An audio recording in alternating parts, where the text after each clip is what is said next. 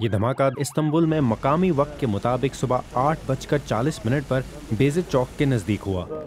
धमाका उस वक्त हुआ जब एक पुलिस वैन सड़क के किनारे खड़ी एक कार के पास से गुजरी। कार के अंदर बम नस्ब था जो कि पुलिस वैन के करीब पहुंचने पर फटा। इस धमाके में 7 पुलिस एहलकार और 4 शहरी हलाक हुए, जबकि कम से कम 36 जख्मी हैं, जिनमें से 3 की हालत नाजुक है। धमाके से आसपास की इमारतों को भी नुकसान पहुंचा। करीब ही वाक़ 16वीं सदी के सल्तनत उस्मानिया के ज़माने की मस्जिद भी इसकी जद में आई।